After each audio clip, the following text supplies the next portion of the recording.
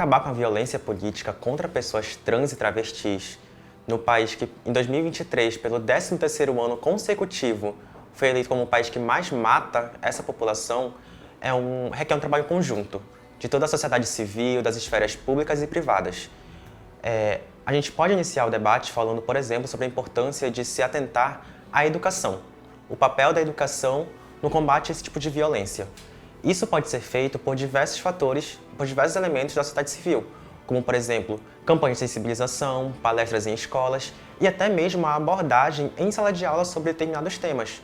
Isso porque, por exemplo, na pesquisa que eu desenvolvo atualmente, na minha bolsa do PIBIC, mostra que, por exemplo, grande parte dos alunos que estão na educação básica, eles dizem não se lembrarem de, por exemplo, mulheres que foram temas centrais nos temas históricos.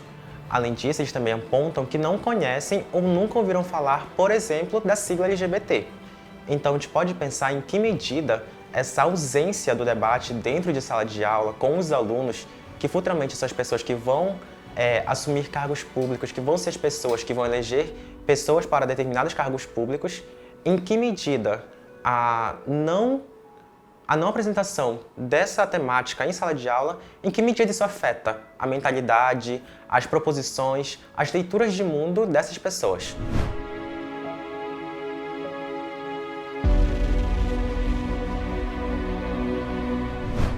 O apoio às vítimas é fundamental. É uma das coisas que basilam o meu discurso, porque quando uma pessoa sofre algum tipo de violência, ela é devastada tanto física quanto psicologicamente. Então é fundamental que os órgãos públicos, que as esferas privadas, elas tenham medidas que busquem auxiliar essas pessoas tanto psicologicamente quanto juridicamente. Além disso, é fundamental que o governo, em parceria com as esferas públicas e privadas, eles criem mecanismos de suporte e apoio dentro da própria comunidade trans e travesti. Isso porque isso é fundamental para que essas pessoas tenham acesso ao debate e acesso a meios jurídicos legais para poder denunciar e receber apoio dentro da comunidade.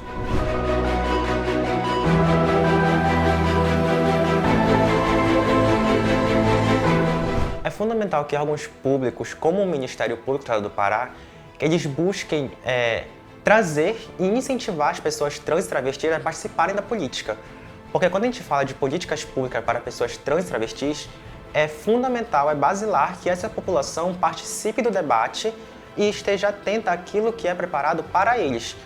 Porque, na sua grande maioria, quando se trata de esferas públicas, são ocupadas por majoritariamente homens, brancos, cis heteronormativos, e em que medida essa esfera, esse nicho social, vai criar políticas públicas que de fato atendam às necessidades da população trans e travesti. Então é fundamental que o Ministério Público se atente a trazer essas pessoas trans e travestis para a política. Nesse sentido, é fundamental que seja incentivado que essas pessoas, sim, entrem na política, permaneçam, que sejam incentivadas a, de fato, entrar no debate político.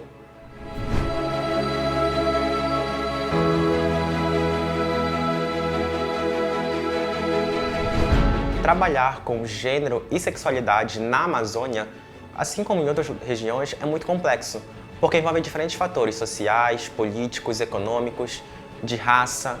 Então, não consigo definir agora um ponto central, mas o que eu poderia deixar de mensagem é que as pessoas trans e travestis da comunidade LGBTQIAPN+, como um todo, é que essas pessoas se engajem na esfera pública e privada para que elas, de determinada maneira, ocupem os espaços. Então é importante que essas pessoas, além de debater em espaços privados, como por exemplo rodas de conversa, é importante também que essas pessoas se sintam encorajadas a entrar no debate político, a encarar o debate político, a ir para as ruas para lutar pelos seus direitos e principalmente concorrer a cargos políticos, porque são esses que de fato vão garantir que os seus direitos sejam velados, sejam priorizados e sejam trazidos para o debate público.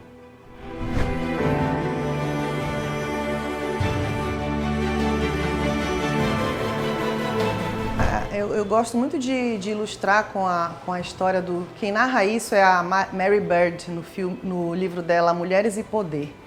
Ela narra uma cena de Telêmaco e Penélope, né, mãe e filho, um menino adolescente, e a Penélope, que ficou resguardando o reino enquanto Ulisses foi, né, fazer as suas aventuras na Odisseia. E quando Penélope tenta falar em público, seu filho a repreende, disse: mãe, se resguarde o seu ambiente interno, vá tecer, vá fazer o seu bordado. E isso é um retrato muito interessante da nossa sociedade, porque até hoje o que acontece com o papel, com a divisão sexual do trabalho? O papel da mulher é cuidar da casa, cuidar dos filhos e, se for possível, em algum momento, talvez cuidar da sua vida pessoal, da sua vida intelectual, da sua vida profissional, né? Então a gente tem essa divisão muito clara na sociedade. Os espaços de poder, eles são sempre relegados ao homem, né? E isso repercute hoje na nossa questão eleitoral, porque nós temos paridade na questão da votação. Nós temos uma população 50% feminina e 50% masculina, é quase a mesma quantidade de pessoas na população, porém a nossa ocupação nos espaços de liderança, como deputadas, como vereadoras, como prefeitas, é bem inferior, não chega a 20% em relação aos homens.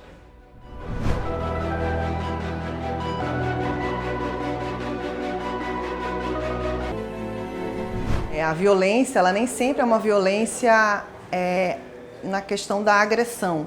Eu não preciso xingar você, eu não preciso te bater para mostrar que você não é bem-vindo num espaço.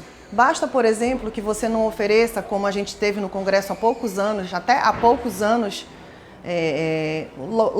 dentro do Congresso Nacional, não havia banheiros femininos. Isso é uma forma de dizer: mulheres, vocês não são bem-vindas aqui.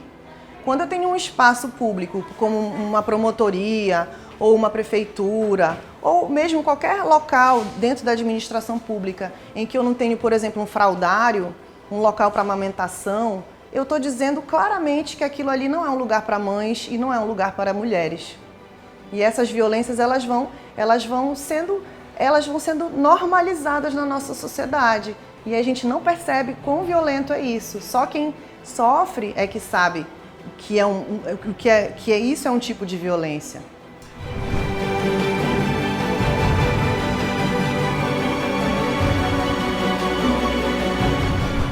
Como é que uma mãe que tem que amamentar um filho, que tem que trocar fralda, que tem que cuidar de uma alimentação, de uma casa, que tem que levar as crianças à escola, ela consegue competir de uma forma igualitária com um homem, com um marido ou com o ex-companheiro que só vê os filhos a cada 15 dias? Como é que ela consegue dominar esse espaço doméstico, ser uma boa mãe, ser uma boa cidadã, se arrumar, ficar sempre num estilo, num corpo padrão e ainda assim ter que ser uma líder?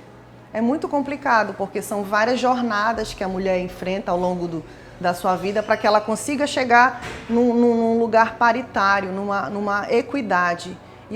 Então a gente percebe que não há essa igualdade, essa isonomia que a Constituição Federal prega, como a gente havia conversado, né? A isonomia, a igualdade, a democracia seria tratar desigualmente os desiguais. Mas para que as mulheres cheguem nesse patamar, essas desigualdades elas têm que ser mitigadas. E para isso deve haver políticas públicas para que as mulheres consigam chegar chegar junto nessa corrida, rumo à liderança política.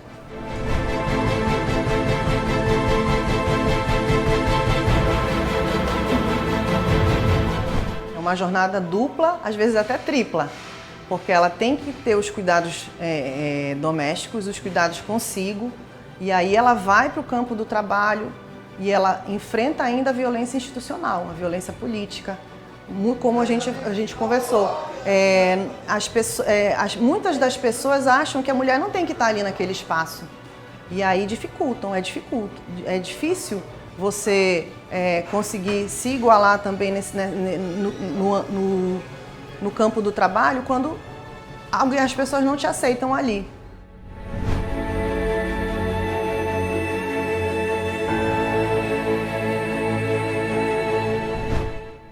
machismo estrutural, ele não afeta apenas as mulheres, ele afeta também os homens. É muito difícil pensar, por exemplo, que o meu companheiro possa ficar em casa cuidando dos meus filhos enquanto eu vou para o mercado de trabalho, enquanto eu vou exercer um posto de ascensão, um local de poder, um local de fala importante.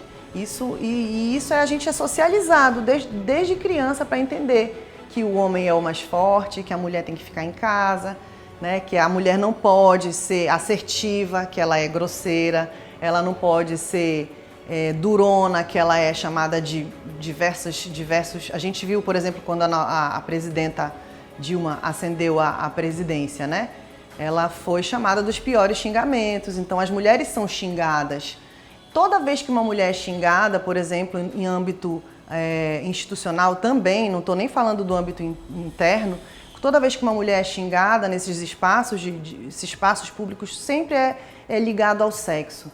O homem não, o homem ele é xingado de outras coisas, mas a gente percebe que até aí o gênero ele é ofendido de certa forma.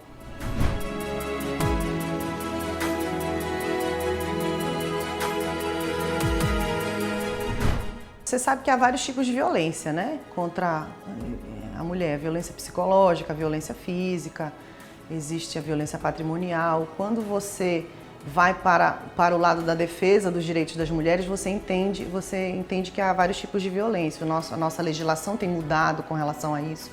Porém, no espaço público, a gente vê menos a violência física. A gente vê muito a violência psicológica, a gente vê muito a violência velada. Como eu te falei, existem tipos de violências, existe o xingamento, existe a ameaça com gestos e existe também a ameaça velada, E existe também um tipo de violência que a gente não entende muito, muitas pessoas normalizam esse tipo de violência, que é aquela coisa do dizer, você não é bem-vindo aqui. Então, quando eu não ofereço um fraldário para uma mãe trocar a fralda do seu filho, eu digo, você não merece estar aqui. Quando eu não coloco um banheiro para que mulheres trans possam dividir esses espaços, eu estou dizendo, vocês não pertencem a esse lugar. Quando eu não permito, quando eu não tenho onde deixar meu filho, quando eu não tenho espaço para deixar o meu filho, para que eu possa exercer a minha carreira, eu estou dizendo, você não é bem-vindo aqui. Quando uma grávida não tem um espaço para poder participar da sociedade, eu estou dizendo, você não é bem-vinda, fique em casa.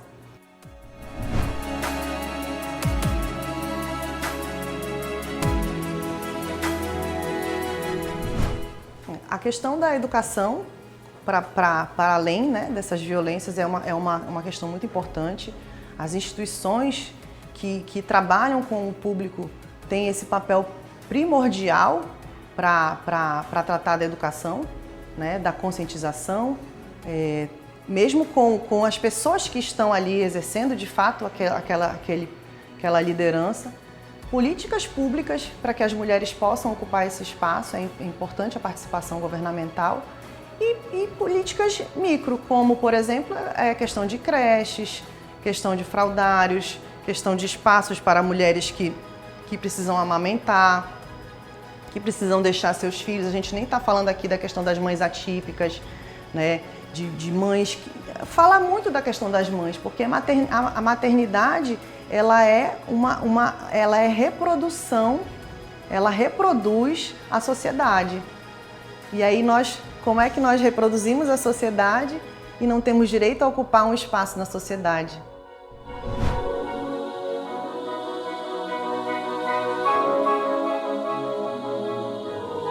E é muito violento pensar em nos invisibilizar.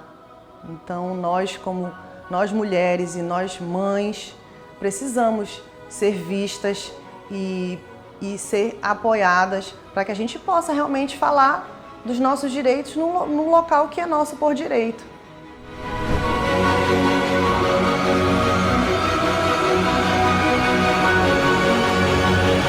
Nós reputamos que os principais métodos de violência durante o período eleitoral e mesmo antes, quando antecede, ou mesmo depois no exercício do mandato, é a violência moral ou psicológica, ou seja, aquela que causa uma dor psicológica, né, na vítima, a violência simbólica, que é aquela que atrapalha ao exercício político, mas de forma muito sutil, como, por exemplo, as candidaturas de fachada, né? As mulheres são lançadas como candidatas, mas não para serem eleitas.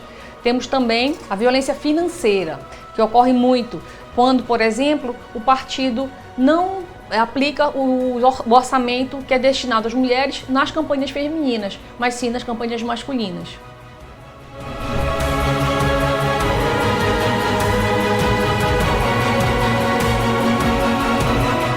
Não só as mulheres vítimas, mas também qualquer pessoa que tome conhecimento de violência política de gênero pode denunciar, tanto na Polícia Federal quanto na Procuradoria Regional Eleitoral ou nas promotorias, né, do seu município, promotorias eleitorais. Essa denúncia pode ser feita também através dos canais do Ministério Público, da Ouvidoria da Mulher, do Núcleo Mulher e do Núcleo Eleitoral.